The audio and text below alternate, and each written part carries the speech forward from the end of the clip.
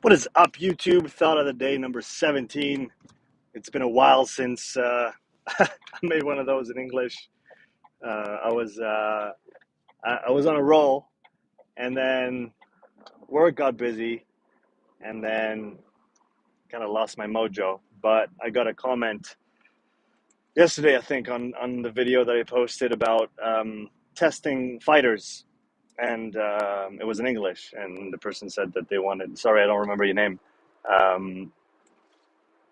The person said they were interested in hearing my thoughts on that in English. So I thought, hey, let's get back on it. I have a bit of time. I'm driving between clients, so let's do this. So to give a bit of context, the video was about my thoughts on testing MMA fighters and pro boxers. Last week, I was fortunate to work with Rémi Loncoux. He's a strength and conditioning coach. He is the head of strength and conditioning coach for the Algerian national soccer team. And he also has a pretty big team of fighters that he follows. He's got some boxers, MMA fighters, some pro, some amateur. But he's got a big team that he works with, or at least many individuals that he follows. And he reached out to me a couple months ago, maybe more, even 3 months ago, said, hey, Sean, I'd like to come and get my fighters tested with you. And so we set it up, and it happened last week. So over a couple of days, I had 5 of his fighters go through my physiological profile. We did it all on the bike erg in that case, because that's what we had available, and this is what they're going to have as a training tool. And the idea is that we would test all of them, and then I'm going to be sitting down with him on a Zoom call on what's it going to be, on Wednesday, and talk through the details. So obviously each athlete is going to have their own, or the individual profile sheet with their report and all the details regarding training intensities based on the lactate measurements, VO2 and moxie. Also have some feedback on breathing. I actually sent a couple of the guys back with Breathe Way Better, which is a respiratory training device, isocapnic respiratory training device. And so they're going to be following the respiratory program that I released a few weeks ago. I'd been beta testing it with about 20 athletes, and they're about halfway through now, and they're all doing really well and seeing good progress. So I released it. I made it public. It's for now accessible only in French.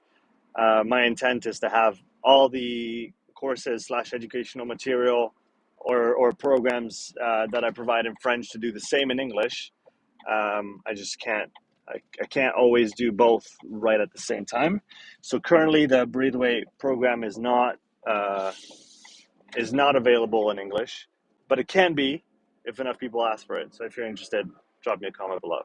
It's essentially an introduction to respiratory training, 10-week program. Each week you have some Breathe Way Better sessions, up to 4, depending on how you tolerate respiratory training. And each week there's also a different theme and a different exercise that is not necessarily related to the Breathe Way Better, but that you're going to incorporate in, whether it's your warm-ups, your cool-downs, inside your sessions. The idea is over 10 weeks, explore your respiratory system, respiratory training as a whole, and see how it can fit into your sports practice, how it can help with your potentially your performance as well. So that's kind of the idea of the program. But I digress. So testing those fighters, boxers, MMA fighters. Very interesting conversations with Rémi, their strength and conditioning coach. And something I've been saying for a while now, but I'll say it again because I think it's important. I feel like we're in a hyper-specific phase of physical preparation in sports in general. And so what happens there is that we believe, or we think, that everything that we do has to be specific to our sport in order for it to have a positive effect and a transfer. And in a way it's true, but I think we forget the value of general physical preparation. And given the general nature of said preparation, it's going to have a transfer to all specific means of training, right? So what I like to say is that the general conditioning is not what's going to make you better at your sport, but the general conditioning is going to allow you to train better, more, and harder for your sport, which this in turn makes you better at your sport. And I feel like we've forgotten to address that general aspect, and a lot of people leave it aside, which is understandable at the same time, especially talking about sports like MMA and CrossFit, which are kind of two of the realms that I'm in right now with the testing, especially because there are so many different skills to learn, so many competencies to develop. It's easy to just be hyper focused on what you have to learn just because you have no choice. You have so many things to master. But unfortunately, as a result of that, you might leave aside that general conditioning or that general preparation because, well, you don't see the immediate similarities or transfer to your sport, and you need to train so many things if you actually want to compete at a high level in your sport. But sometimes, most of the times, it actually makes sense to take a step back and say, okay, let's dedicate, I don't know, 3 months to my conditioning, my general conditioning, so that after that, maybe I can train 1 or 2 more sessions a week. I can tolerate that volume. I can put more intensity in my training, and that's going to help me with my performance. It's not an immediate return on investment. It's a long-term investment. But if you're an athlete and you want to perform at the highest level, at some point you have to get out of the instant gratification model, and you have to start thinking in months and in years if you want to really reach the top.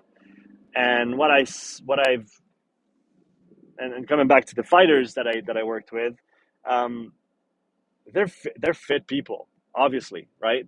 One of the boxers, he's going for a championship fight pretty soon. He's gonna be on 12 rounds, 12 3-minute rounds. So obviously the guy's got really good conditioning for his sport.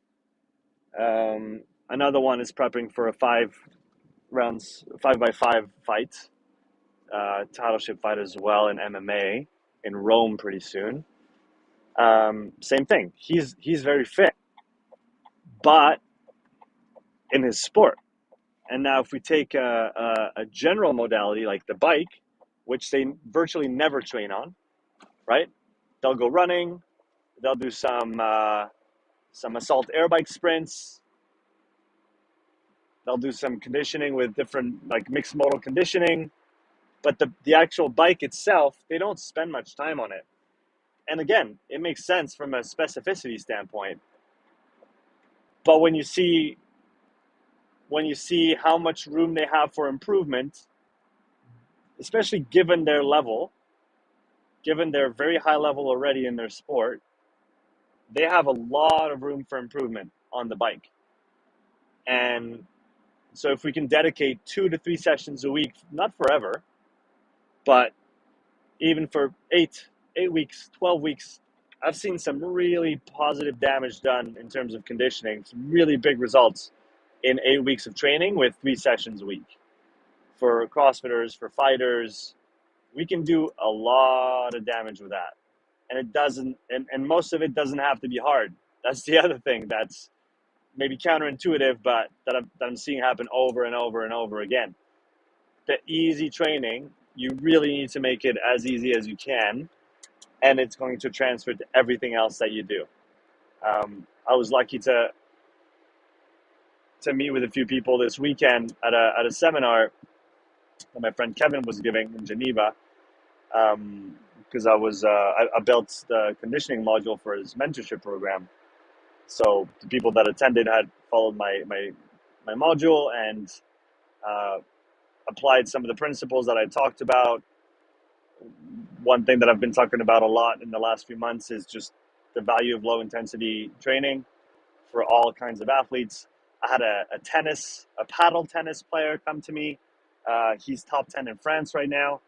And he said, I just apply what you said. I had a bunch of competitions really close together. I used to be completely not out of shape, but I used to be very tired when those kind of intense, dense competition periods would come about.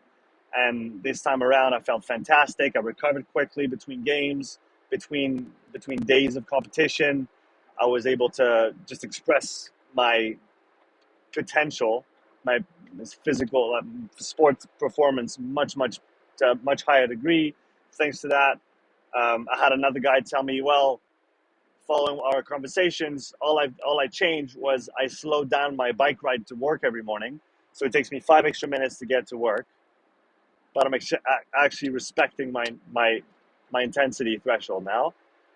And as a result of that, within 2 or 3 months, his heart rate for a given running speed has gone down 10 beats. So again, he's not a trained triathlete or anything, but gaining 10 beats at any given pace on a run is substantial. And he didn't even go running to achieve that transfer. And that's just 2 examples. Another one was CrossFit. Same thing. Oh, I've done less intensity, more low intensity volume. I feel so much better on my training. I can tolerate more volume training. I can tolerate more intensity. So I think that we really underestimate the transfer of general preparation with a modality that's as simple as the bike on all other means of training. And that's something to exploit. Exploit being a positive in the positive context here, because we obviously want these athletes to be as fit as they can. And again, they're really fit. Like they're going back to the fighters that I tested, 4 minutes on, 1 minute off, incremental watts to failure. So usually lasts about 50 minutes to an hour.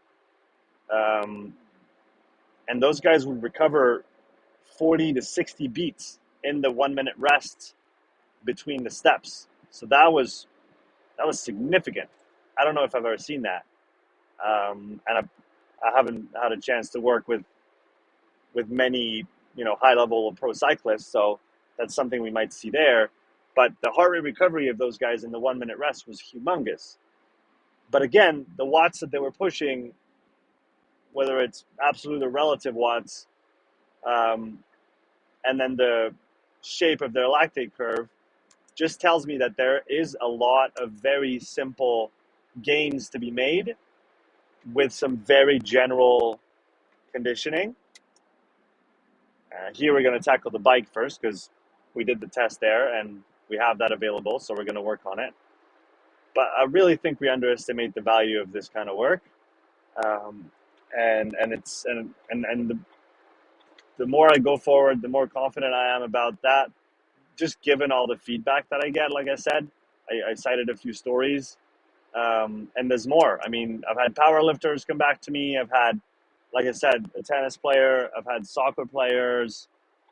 I really think it applies to all sports, unless you're really, really well conditioned already, in which case it's not going to have as much of a transfer, right? But in general, just looking at the gaps in your overall training, seeing where there's opportunities for development, and then tackling that first, that's a very simple approach that works really well. And again, it's not specific to the sport, it's just specific to having a well-rounded athlete. And I think we forget about the value of building athletes first, and then sport-specific athletes second. Where we often go straight to sport, and we don't think about all the athletic qualities that should be the main goal of physical preparation, because it gives the broadest base possible to the athlete and allows them then to express themselves fully in their specific discipline. And obviously there's a place for specific training, and obviously we have to consider that as well. It's not a binary, it's not black and white, it's not yay or nay, it's all of the above. But we really underestimate the value of that general prep. So here we go. Pretty happy with that little ramble. Let me know what you think in the comments. Do you agree? Do you disagree? Give some nuance to all of that. As I always say, I'm always happy to read comments. I'd rather it be a conversation. I mean, it's not a conversation. It's a conversation with my phone while I'm driving in my car at this point in time, but I'd like it to be a conversation. So leave me a comment. Let me know what you think. If you disagree, let me know what you think. Happy to hear it as well. I don't believe that I have it all figured out. That's why it's called Thought of the Day and not Truth of the Day. All right, guys and gals, have a great day. And I guess I'll see you for the next one. Take care.